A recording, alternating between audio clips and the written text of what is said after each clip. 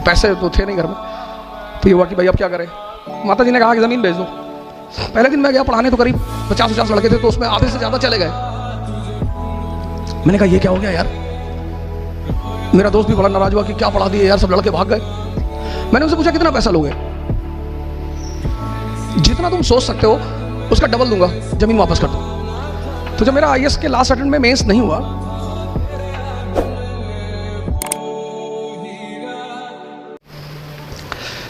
मेरी माँ लॉयर हैं, एडवोकेट, मेरे फादर पोस्ट ऑफिस में थे, हम बड़ी लोअर मिडिल क्लास से थे। तो मेरे पिताजी ने मेरी माता जी को पढ़ाया। हमारे पास 10 बीघे ज़मीन थी उस वक्त, तो 5-6 बीघे ज़मीन तो माता जी को पढ़ाने में बिक गई, 5 बची।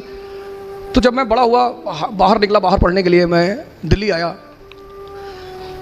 फिर और पैसे की ज़रूरत पड़ी, मेरी बहन वो भी आई दिल्ली पढ़ने के लिए, तो पैसे तो थे नहीं घर में। तो ये हुआ कि भाई अब क्या करें। माता जी ने कहा कि ज़मीन बेच दो। तो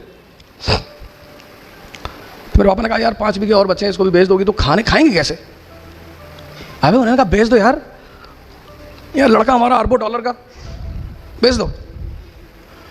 तो कुछ भगवान की वो थी कि मैं सुन रहा था उन दोनों आदमी की बातें। बेच दिया साहब ज़मीन, हम तो चले आए, पढ़ते रहे। तो जब मेरा आईएएस के लास्ट अटेम्प्ट में मेंस नहीं हुआ,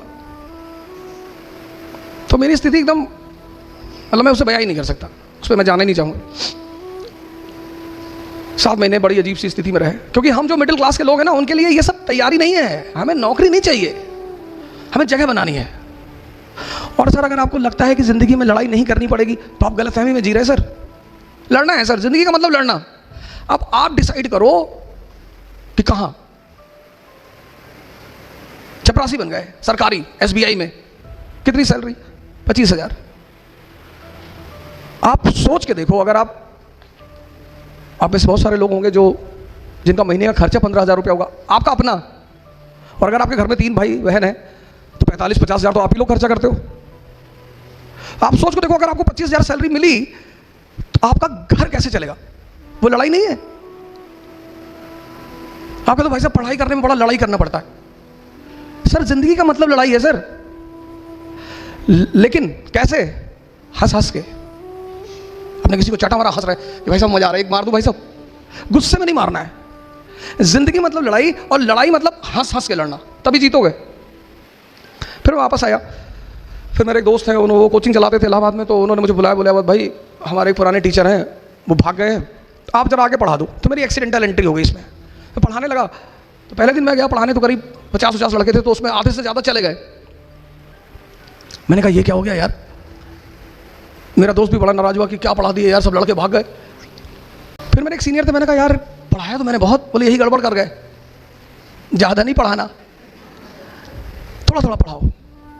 ये पढ़े लिखे लोग हैं बड़े, इनको बता दो करना क्या है, इनको स्पून फीडिंग मत करो। फिर मैं पढ़ाने लगा। पढ़ाते पढ़ाते एक नया लाइफ मिली।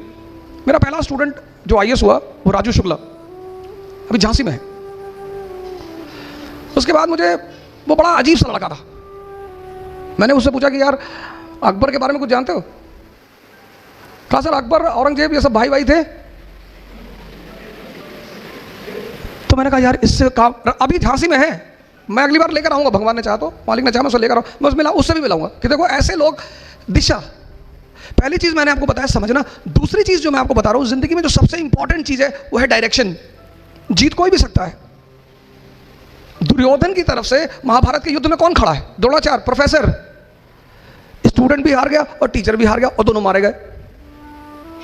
लेकिन अर्जुन की तरफ से खड़ा हुआ कृष्ण, वो कोच है। इस फर्क को समझिएगा। कोच का काम है दिशा देना। पहली चीज आपको समझ डेवलप करनी। दूसरी चीज, किसी भी फील्ड में जा रहे हैं ना, उसका डायरेक्शन पता करिए। हम साइफन की बात कर रहे हैं। फिर इस फील्ड में मालिक ने शायद सर पे हाथ रख दिया और कायदे की कहानी चल पड़ी। फिर मैंने कई सारी कोचिंग पढ़ा है। मैं बाद में वाजीराम में आ गया। वाजीराम में 20-20 हज़ार लड़के, और हमारा बॉस बड़ा अच्छा है। वो हमें लिफाफे में पैसा नहीं देता, बोरे में देता है। कहता बोरा ले आओ और भर लो।